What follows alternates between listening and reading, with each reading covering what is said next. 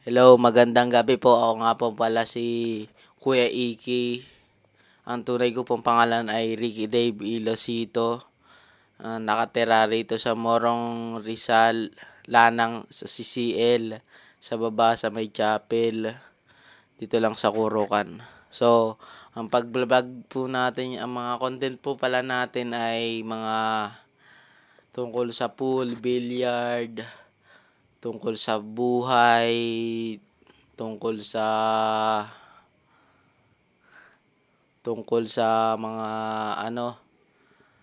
welding. Nagwe-welding rin po pala ako at so ngayon po ipapakita ko tara dito tayo. Ipapakita ko pala sa inyo ang aking tako. So ito po ang aking tako. Hayaan nyo lang po yung malibag. Ito po ang aking tako. So ipapakita ko po sa inyo. Nabili ko po ito nung mga September po ata. Mga nito lang. 2024. So, may libre po yung gloves. Kung naabutan nyo yun. Tisa. Kung naabutan. Yung tisa ko po, hindi pa po ubos eh. Kasi kasimula ko pa lang po. Beginners po kasi sa bilyar. So, ito pong lalagyan, binili ko po yan. So, ito po yung tako ko. Ewan kong kahoy ito, plastic. Plastic ata ito kahoy. So, yan po siya. So, hindi ko alam kung anong sukat nito. So, yan. Ang pangalan Taily. Taily sa Bill Magic. Sa Perry Billiard.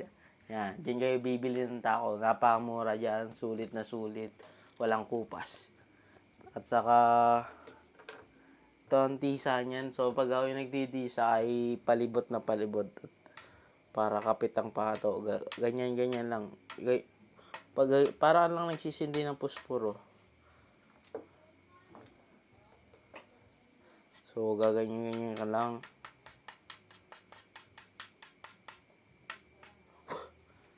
Kailangan yung hipan yan.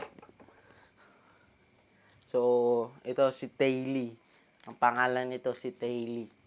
So, ang review naman rito sa takong ito ay nasa 9.5 out of 10. So, una kong gamit, kahit wala pang pulbos ang aking kamay, pag ganyan ko, madulas na. So, hanggang ngayon pa rin naman, madulas pa rin naman. Pero, medyo gumagas pang siya. Hindi na siya katulad ng dati. Pagka tumatagal talaga. So, tapos, ingatan nyo palagi. So, ito, natatanggal to. Nadudugtungan nata ito eh. Yung extension na sa tako. Ang alam ko dito yung dati sa gitna eh. So, di ko alam ang sukat nito, pero ayos na ayos to. Ito ang bilhin nyo. Bilhin nyo sa Perry Billiard. Kay Bill Magic, kung kilala nyo siya. Sige. Maraming salamat po. Ito nga po pala si Kuya Iki. Bye-bye.